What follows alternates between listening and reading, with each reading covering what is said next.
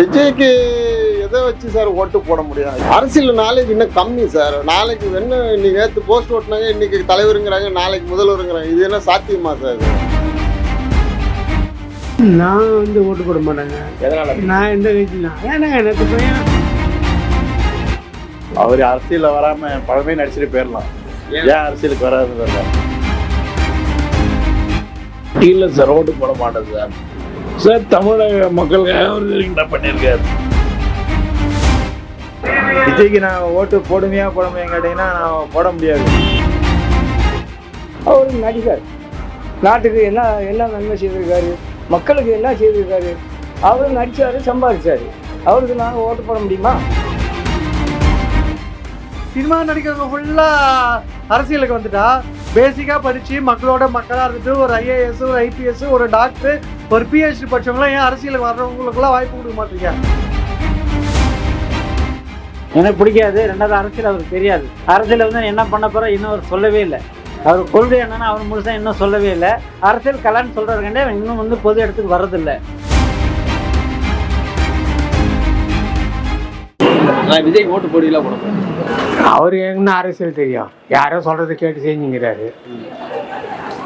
வந்து செலவு பண்ணி ஜனங்க வந்து அவர்கிட்ட இருக்கிற அந்த அமைப்பாளர்களை காசு கொடுத்தாதான்.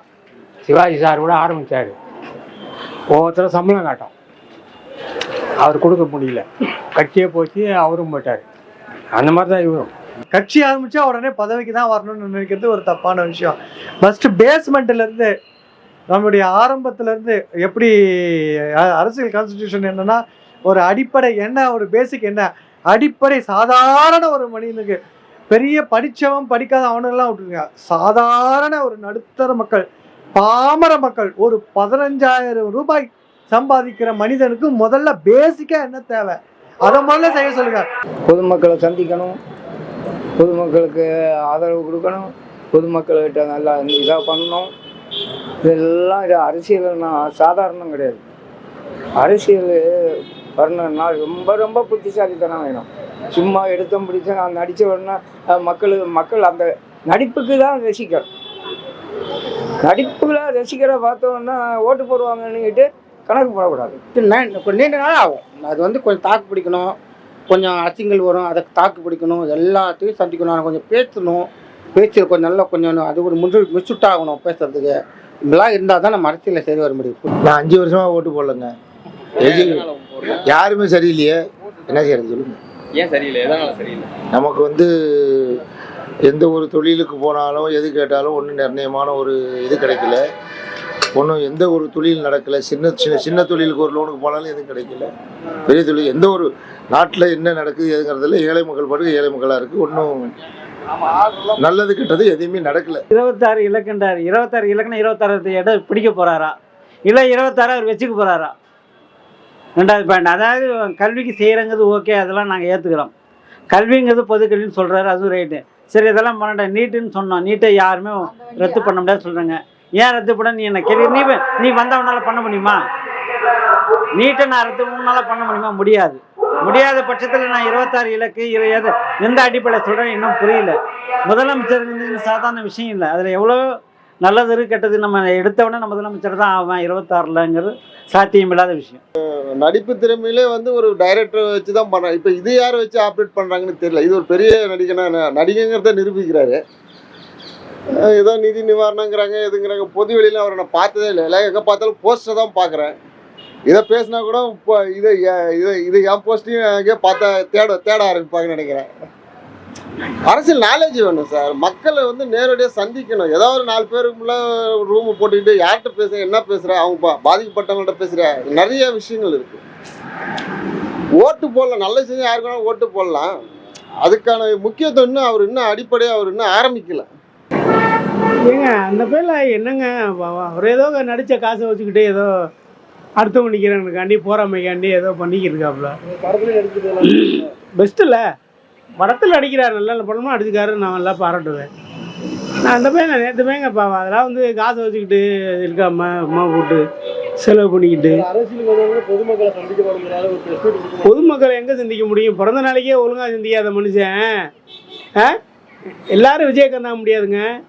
இது வரைக்கும் அவரோட வாழ்க்கை பயணத்தை தொடங்கி பணம் சம்பாதிக்க ஆரம்பித்தார். அவங்க அப்பாவே இந்த நாயுடு வாசலை படுக்க வச்சார். இன்றைக்கி வந்து நாட்டை வந்து திருத்த வந்திருக்கேன்றாரு. அவங்க அப்பாவே பார்த்துக்க முடியாதவர் இப்படி நாட்டை பார்த்துப்பார். அதெல்லாம் ரொம்ப கஷ்டம் சார்.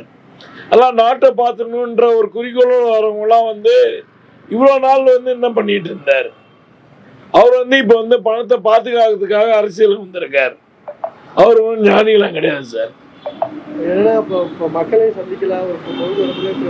ஆமாம் ஆமாம், 2வது வருஷம் நேர்த்தம் பண்ணார். அது ஒரு மண்டபத்தில் குறிப்பிட்ட ஆளுங்களை வச்சு தான் பண்ணார்.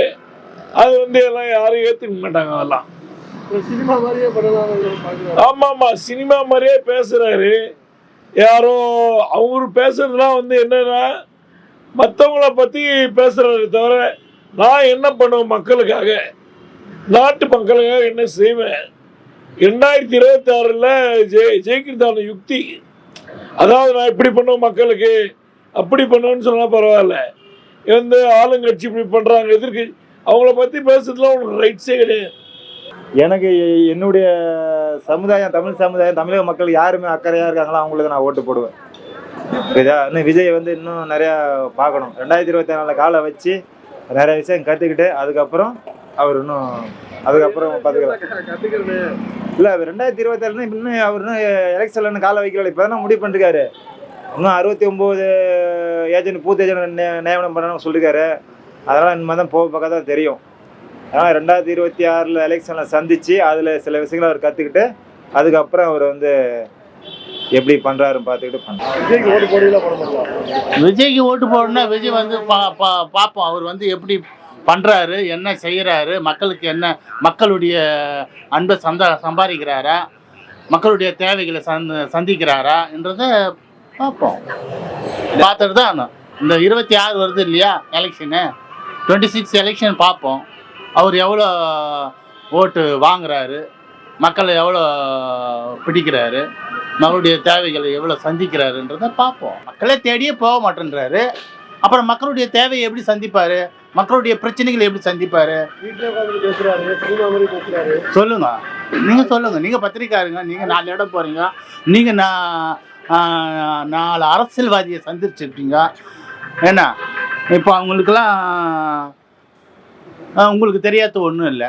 அப்புறம் அவர் வீட்டில் உட்காந்திங்கன்னு மக்களை சந்திக்காமையே, மக்களுடைய தேவைகளை சந்திக்காமையே, மக்களுடைய பிரச்சனைகளை சந்திக்காமையே அவங்களுடைய தொண்டர்கள் பார்க்குறாங்க செய்கிறாங்க, நான் அதை வச்சு பார்க்குறேன்னு சொன்னால் இது ஒரு தலைவருக்கு செட் ஆகுமா?